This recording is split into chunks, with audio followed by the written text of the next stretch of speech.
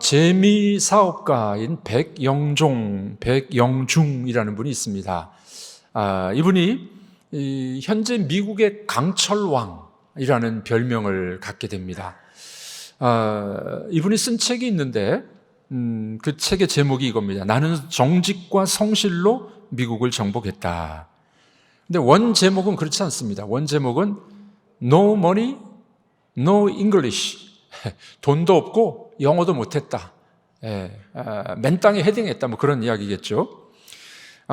이 백영중 씨는 패코스틱이라는 이 강철 회사를 만듭니다. 여러분들 뭐 H빔이 있고 또 I빔이 있고 뭐 그렇다 하는데 그 I빔 생산 업체인데 연 매출액이 2억 달러, 2억 불이 넘는 그런 큰 기업으로 성장했습니다. 미국 경량 철골 시장의 점유율이 약 60% 되는 아주 큰 회사로 성장하게 됩니다. 이 백 회장님은 북한 선천 출생인데 6.25 때 이제 남하하게 됩니다. 혈혈단신으로 혼자 남쪽으로 내려오게 됩니다.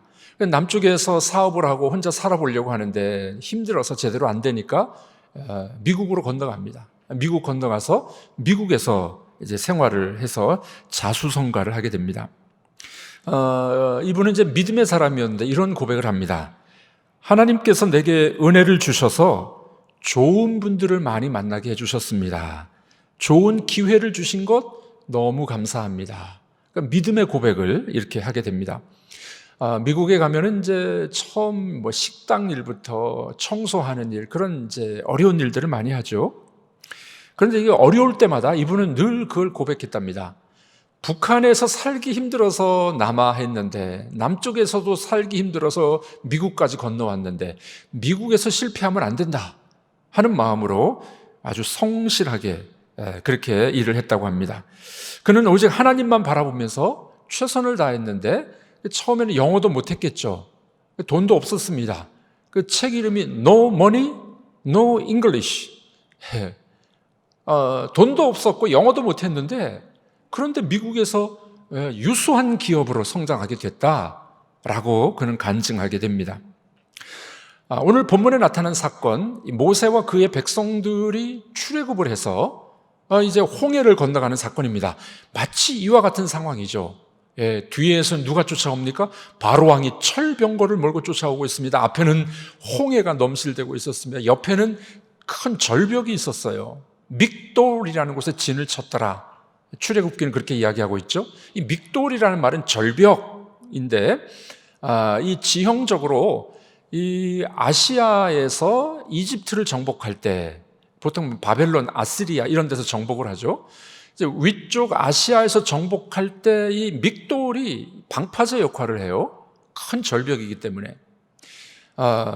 그런 이제 이 절벽과 홍해 앞바다에 좀 이스라엘 백성들이 와서 진을 치고 있는 겁니다. 자, 그 상황을 한번 보십시오. 앞에는 홍해가 넘실댔어요. 뒤에는 바로가 쫓아오고 있었습니다. 옆에는 큰 절벽이 있었습니다. 이런 상황을 뭐라고 이야기합니까? 사면초가. 정말 어려운 상황이에요. 절망적인 상황이 아니겠습니까? 본문에 보면은 모세는 그러나 믿음으로 이 백성들을 이끌고 홍해를 건너갔다 이렇게 말하고 있습니다. 자, 지금 이 출애굽기야 오늘 히브리서에 말하고 있는 이들의 믿음의 정체, 도대체 이들의 믿음은 뭘까요? 이런 사면초가의 상황에서 그들이 그 상황을 이기고 나갈 수 있었던 그들의 믿음은 무엇이었을까요? 오늘 본문에서는 성경에서는 그렇게 이야기합니다. 첫 번째로 믿음이란 하나님 앞에 조용히 서 있는 겁니다. 자, 한번 따라해 보겠습니다. 믿음이란 하나님 앞에 조용히 서 있는 겁니다. 이게 말이 됩니까? 아니, 지금 뒤에서 적군이 죽이려고 쫓아오고 앞에는 바다가 막혀 있고 옆에는 절벽입니다. 죽겠어요, 지금. 그런데 어떻게 해요? 가만히 있으래요, 가만히 있으래. 여러분들 같으면 그렇게 하시겠습니까? 이스라엘 백성들의 반응이 나옵니다. 출애굽기 14장 10절 우리 한번 읽어보도록 하겠습니다. 바로가 가까이 올 때에 이스라엘 자손이 눈을 들어본즉 애굽 사람들이 자기들 뒤에 이른지라 이스라엘 자손이 심히 두려워하여 여호와께 부르짖고. 네, 백성들의 반응이 나오죠. 어떻게 나옵니까? 심히 두려워하여. 얼마나 두렵겠습니까? 적군이 죽이려고 쫓아옵니다. 그들의 이 반응은, 첫 번째 반응은 두려움이었어요. 두려움. 그런데 그 다음 절에 보면 더 놀라운 일이 나타납니다. 두려움이 이제 지나쳐가지고 불평하고 원망하기 시작합니다. 누구를 불평하고 원망했을까요? 하나님. 하나님을 불평하는 거예요. 여러분들, 우리 성도들 중에도 그런 분들이 있습니다. 이제 신앙생활을 시작하고 예수 믿기 시작했는데 어려움이 닥쳐오는 거예요. 내 기도가 잘 응답이 안 되는 것 같아. 그럼 우리들의 반응은 하나님을 자꾸 원망하는 거예요. 내가 예수 잘못 믿었다. 내가 교회 잘못 왔나 보다. 되게 이제 이 원망이 몇 가지가 나오는데요. 우리 성도들은 하나님 원망하는 분들이 가끔 있고, 또 조상 탓, 부모 탓하는 분들이 있어요. 남자분들 조심해야 될 것은 누구 탓 잘합니까? 아내 탓. 당신 때문이야. 어려움과 고난이 올 때 우리는 자꾸 불평하는 거예요. 원망하는 겁니다. 너무 어려우니까. 뭐 그럴 수 있겠죠. 오늘 말씀해 보니 이스라엘 백성들은 그 어려운 상황 속에 두려워 떨다가 이제는 불평하고 원망하기 시작했던 겁니다. 여러분들은 어떠하십니까? 사면초가 정말 솟아날 구멍이 없는 그런 상황 속에 불평하고 원망하지 않습니까? 하나님을 원망하지는 않습니까? 여러분들, 그러나 인간의 절망과 인간의 이 어려움은 그게 끝이 아니에요. 인간의 절망은 하나님의 시작입니다. 우리 한번 따라해 보겠습니다. 인간의 절망은 하나님의 시작입니다. 이걸 믿으셔야 돼요. 내가 내 힘으로 할 수 없는 어려운 상황 속에 맞닥뜨린다 할지라도 그때 우리는 우리의 눈을 돌려 하나님이 일하시기를 기대하셔야만 됩니다. 종교개혁자였던 마틴 루터 이름을 많이 들어보셨죠? 이분은 인간의 가장 소박하고 진솔하고 거짓 없는 상태를 뭐라고 이야기하냐면은 변기 위에서 이 진리를 깨닫습니다. 변기 위에는 어떻게 됩니까? 다 벗어야 돼요. 누구든지. 빈부고화를 막론하고 모든 걸 다 내려놓아야 됩니다. 겸손해져야 됩니다. 변기 위에서는 겸손해야 일을 봐요. 마틴 루터가 그걸 깨달았어요. 인간이 다 벗고 겸손하고 진솔하게 하나님을 기다릴 때 그때 역사가 일어난다는 거예요. 인간의 절망의 때에 하나님의 역사가 일어나게 되는 줄로 믿습니다. 여러분들의 삶은 어떠하십니까? 아직도 내 힘으로, 내 능력으로 나는 불로장생할 수 있고, 나는 신의 경지에 들어갈 수 있고, 득도할 수 있고, 나는 내 힘으로 성공할 수 있어 라고 생각하는 분들이 계십니까? 그때 우리들은 넘어지기가 쉽습니다. 절망이 우리 앞에 맞닥뜨리기도 합니다. 그때 우리의 절망의 순간에 하나님을 바라보셔야 돼요. 주님을 바라보는 여러분들이 되기를 바랍니다. 교도소에 가보신 경험이 있으십니까? 저는 한 두세 번 가봤습니다. 죄 지어서 간 게 아니라 신방하러 갔어요. 우리 교우들 신방하러 교도소에 가봤습니다. 교도소에 가면 사람들이 다 우울하죠. 행복하질 않아요. 그런데 며칠 전에 교도소에 들어온 죄수가 막 싱글벙글 웃는 겁니다. 절망하지 않고 웃어요. 그래서 이제 교도관이 이상해서 물어봅니다. 다른 사람들은 다 우울해하는데 당신은 뭐가 그렇게 좋으냐고, 왜 이렇게 행복합니까? 그랬더니 이 죄수가 쇠창살을 만지면서 이렇게 이야기하는 겁니다. 저는요, 사회에 있을 때 이 쇠붙이들, 철문, 또 이 맨홀 뚜껑 이런 거 훔치다가 걸려서 들어왔대요. 그래서 쇠창살, 철만 보면 기분이 너무 좋다는 겁니다. 고향에 온 것처럼. 누구는 절망 가운데 빠지는데 이 사람은 행복했다는 거예요. 우리 인생을 살다 보면 절망의 순간이 얼마나 많이 있습니까? 사도 바울이 뭐라고 이야기하냐면요, 살 소망이 끊어졌다. 사도 바울이 뭐라고 고백했냐면 살 소망이 끊어졌습니다. 그런데 바울은 살 소망이 끊어진 그 순간에 하나님의 은혜를 경험해요. 하나님의 도우심을 경험합니다. 이걸 뭐라고 이야기하냐면 기독교의 역설이라고 해요. 역설, 패러독스. 우리 기독교 안에는 역설이 있어요. 역설. 인간의 절망이 끝이 아니라 그 절망의 순간에 하나님을 바라보게 되면 희망과 소망이 살아나게 될 줄로 믿습니다. 사도 바울은 살 소망이 끊어졌으나 나는 하나님 때문에 다시 살아났습니다. 이 고백을 하고 있지 않습니까? 자, 오늘 이 모세와 이스라엘 백성들 살 소망이 없었어요. 바로가 쫓아왔습니다. 홍해가 넘실댔습니다. 절벽에 막혀 있었어요. 그때 하나님의 처방이 내려지게 됩니다. 출애굽기 14장 13절 14절 우리 읽어보도록 하겠습니다. 모세가 백성에게 이르되 너희는 두려워 말고 가만히 서서 여호와께서 오늘 너희를 위하여 행하시는 구원을 보라. 너희가 오늘 본 애굽 사람을 영원히 다시 보지 아니하리라. 여호와께서 너희를 위하여 싸우시리니 너희는 가만히 있을지니라. 네, 하나님의 처방입니다. 오늘 우리가 읽으신 말씀 중에 2번 강조되는 단어가 나옵니다. 뭔지 아십니까? 가만히 있어라. 가만히 서 있어. 그럼 따라해 보겠습니다. 가만히 서 있으라. 우와, 죽겠는데 가만히 서 있으래요. 가만히 서 있으래요. 예. 제발 조용히 입을 다물고 가만히 있으라는 겁니다. 이스라엘 백성들 지금 두려워 떨고 있었습니다. 불평, 불만이 나와서 막 사람들에게 이야기합니다. 여러분, 우리 인생이 살다 보면서 그런 일들이 종종 있습니다. 어려우면요, 자꾸 불평하고 사람에게 이야기하는 거예요. 해결이 되던가요? 해결 안 돼요. 하나님은 뭐라고 이야기합니까? 불평하지 말고 입을 다물고 가만히 좀 있어. 가만히 있어. 예, 가만히 있으라는 겁니다. 수영을 못하는 사람들의 특징이 물에 빠지면은 몸부림을 칩니다. 몸부림 치고서 막 힘을 쓰는데 물만 먹고 그냥 빠지는 거죠. 죽는 거죠. 수영 잘하는 사람은 어떡합니까? 가만히 있어요. 가만히. 발만 살짝 움직여요. 그럼 몸이 뜨는 겁니다. 100kg가 넘는 사람도 가만히 있어도 떠요. 그래서 수영 못하는 사람은 몸부림칩니다. 그러다 보니까 빠져 죽는 겁니다. 살기 위해서는 힘을 빼야 됩니다. 힘을 빼야 돼요. 가만히 있어야 됩니다. 우리 아이들, 미성숙한 아이들의 특징이 뭡니까? 애들은 가만히 못 있어요. 막 발버둥을 칩니다. 난리를 칩니다. 가만히 있지 못해요.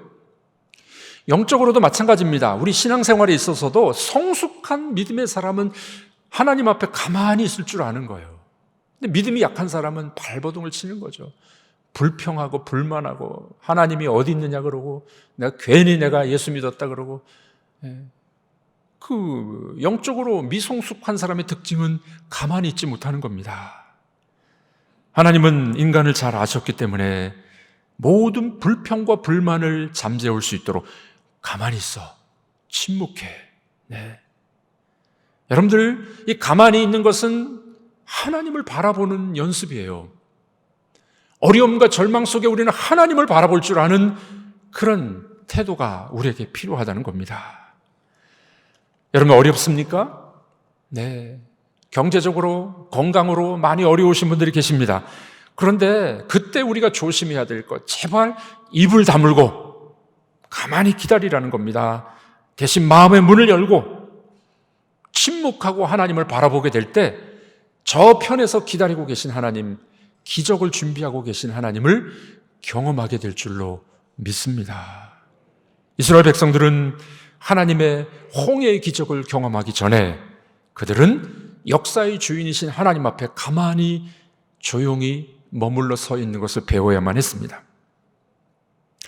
6.25 때, 오늘이 6.25네요.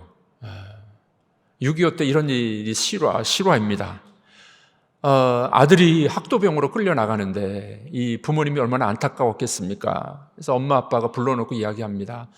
이 부모님은 참 믿음이 좋았고 새벽마다 새벽 기도하는 분이었어요. 아들에게 말합니다. 네가 다시 돌아올 때까지 우리는 매일 새벽 5시에 깨어서 너를 위해 기도해 줄 거야. 염려하지 말고 하나님이 붙들어 주실 거야. 당부를 합니다. 네가 걱정스럽고 어려울 때마다 기억해라. 엄마 아빠가 새벽 5시에 기도하고 있다는 걸 잊지 마라 라고 이야기합니다. 이 청년이 이제 이 전쟁터에 나갔습니다. 얼마나 어려웠겠습니까? 죽을 고비를 넘기고 어려운 일들이 많았습니다. 어느 날 새벽에 보초를 서고 있어요. 참호에서 보초를 서고 있는데 새벽 5시가 된 겁니다. 생각이 났어요. 엄마 아빠의 말씀이 생각났습니다. 5시에 내가 깨어서 너를 위해 기도해 줄 거야.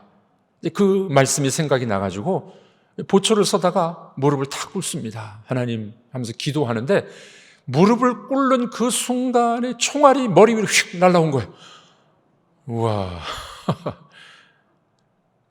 무릎 꿇지 않고 기도하지 않았더라면 아마 그 총에 맞아 죽었을 겁니다. 새벽 5시 너를 위해 기도하고 있음을 잊지 마라.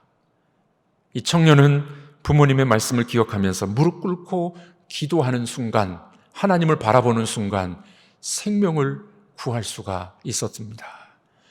여러분들 어려움 속에 있을 때 우리는 가만히 서 있는 법을 배우셔야 돼요. 하나님을 바라보면서 가만히 서 있을 줄 아는 그것을 뭐라고 말합니까? 믿음이라고 이야기하죠. 믿음. 네. 자, 그런데 두 번째, 가만히 서 있기만 하면 안 돼요. 서 있으면서 두 번째 뭐예요?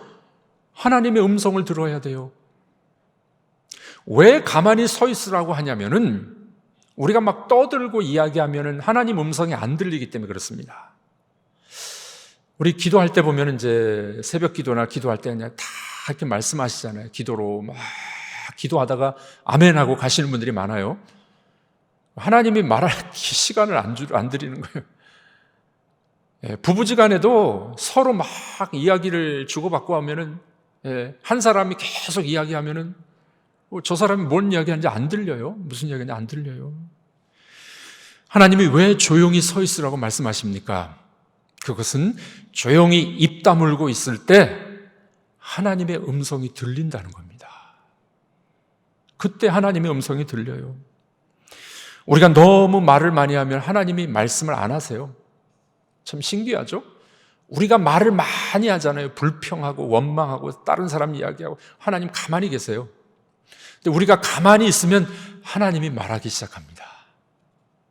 놀라운 법칙이죠. 놀라운 법칙. 우리가 너무 많이 일하고 말하면 하나님은 가만히 계십니다. 그러나 이제 우리가 조용히 그분 앞에 잠잠히 있을 때 하나님은 말씀하기 시작합니다. 우리 귀에 말씀이 들립니다.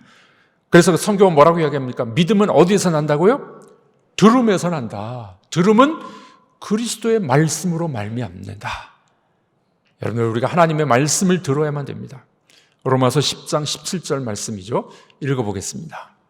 그러므로 믿음은 들음에서 나며 들음은 그리스도의 말씀으로 말미암았느니라. 네, 믿음은 들음에서 나는 거예요.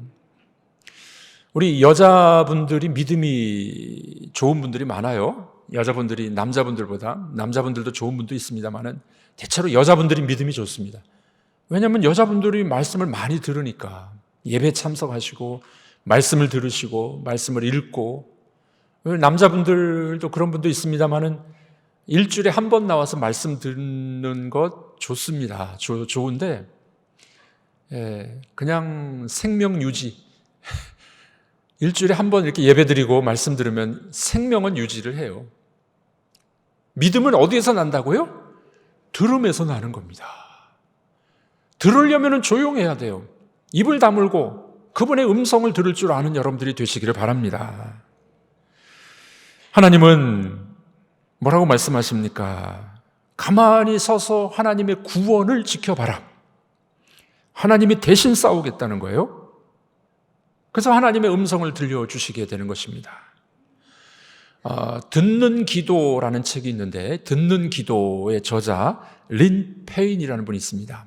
이분이 친구들과 함께 침묵하며 조용히 하나님의 음성을 듣는 연습을 하게 됩니다. 그들이 깨달은 것을 기록하고 있는데 전에도 하나님은 말씀하셨지만 우리가 집중하지 못해서 하나님 말씀을 못 들었다는 거예요. 그래서 듣기 훈련을 했습니다. 듣기 훈련. 여러분 기도할 때 조용히 가만히 한번 계셔 보십시오. 얼마나 좋은지 몰라요. 하나님 앞에 우리가 주님 제가 말씀을 듣겠습니다 하는 태도로 가만히 한번 계셔 보십시오. 얼마나 좋은지 몰라요. 이분들이 듣기 훈련을 시작한 어느 날 크리스마스 때 슈퍼마켓에 갔습니다. 물건을 사서 이분이 이제 이 계산대로 걸어가고 있었는데 갑자기 어떤 음성이 들렸어요. 잠깐 여기 가지 말고 저 멀리 있는 계산대로 가라. 이게 하나님 음성인가? 고민이 됐습니다. 마음속에 확신이 왔어요. 하나님이 말씀하시는 것 같았어요. 그래서 이분이 저쪽 끝에 있는 계산대로 갔습니다. 계산을 하는데 그만 저쪽 처음 가려고 했던 계산대 총소리가 난 거예요. 누가 피를 흘리면서 쓰러지게 된 겁니다. 여러분들, 하나님께서는 우리가 조용히 주님의 말씀을 들으려고 할 때 우리에게 늘 말씀하시는 분이에요. 기독교는 말씀의 종교예요. 성경 말씀으로, 하나님의 말씀으로 우리에게 가까이 오시는 하나님을 경험하는 여러분들이 되기를 주님의 이름으로 축복합니다. 마지막으로 믿음이란 무엇일까요? 오늘 성경 본문은 아주 논리적이에요. 가만히 서서 기다리라는 거예요. 뭘 기다려요? 하나님의 말씀을 기다려야 돼요. 들어야 돼요. 마지막 세 번째는 뭡니까? 믿음이란 그 말씀을 순종하고 나아가는 겁니다. 입을 다물고 기다리십시오. 주님 말씀하실 것입니다. 말씀을 듣고 이제는 순종해야 됩니다. 이들은 홍해 앞에서 이제는 그분의 말씀을 들었습니다. 그분의 말씀을 듣고 순종해서 앞으로 나아가게 됩니다. 출애굽기 14장 15절인데 우리 읽어보도록 하겠습니다. 여호와께서 모세에게 이르시되 너는 어찌하여 내게 부르짖느냐 이스라엘 자손을 명령하여 앞으로 나아가게 하고. 네, 조용히 기다려서 하나님 명령을 들었습니다. 이제는 뭐라고요? 앞으로 나아가라. 앞에가 어디예요? 홍해 바다를 가라는 거. 홍해 바다를. 여러분, 이게 세상적으로 봤을 때 말도 안 되는 이야기예요. 앞에 지금 홍해 바다가 넘실대고 있는데 앞으로 가라는 거예요. 여러분 가겠습니까? 근데 믿음은 뭐라고 이야기합니까? 믿음은 말씀 듣고 가는 거예요. 세상과 하나님의 방법이 다른 건 이겁니다. 세상 사람들 뭐라고 이야기하냐면은 바다를 갈라주시면 내가 갈게요. 하나님 우리 눈에 보여주시면 제가 믿겠습니다. 그러죠? 세상은 그렇게 이야기해요. 성경은 뭐라고 이야기합니까? 네가 가면 바다가 갈라져. 믿으면 하나님이 보여. 아주 다른 이야기죠. 이걸 믿음이라고 그래요. 믿음이라고. 여러분들, 모세와 이스라엘 백성들은 넘실대는 이 홍해의 바다를 봤습니다. 그런데 어떻게 해요? 갈라질 것을 믿고 앞으로 걸어갔습니다. 16절에는 뭐라고 얘기합니까? 모세가 지팡이를 들고 바다 위에 손을 내밉니다. 이 손은 믿음의 손이었어요. 믿음의 손. 순종의 손입니다. 순종의 손. 그러므로 믿음이란 순종이요 전진입니다. 믿음이란 순종하는 것입니다.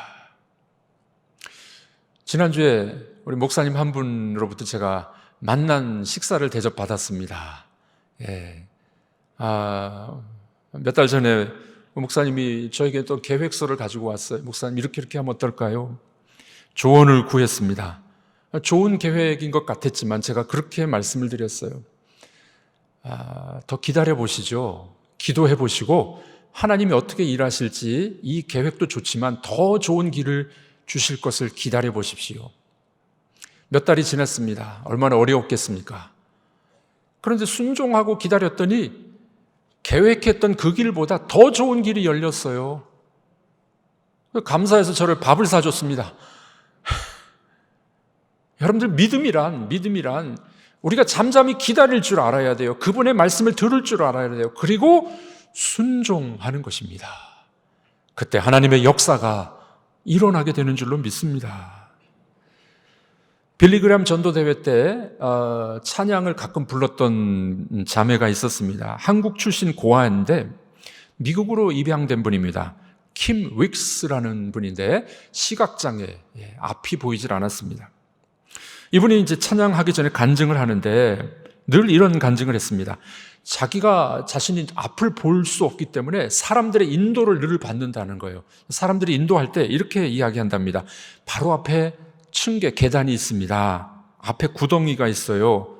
앞에 사람이 있습니다. 이렇게 말한다는 겁니다. 보통 저 1km 밖에 뭐 있다, 100m 앞에 뭐가 있다, 이렇게 말하지 않는다는 거예요.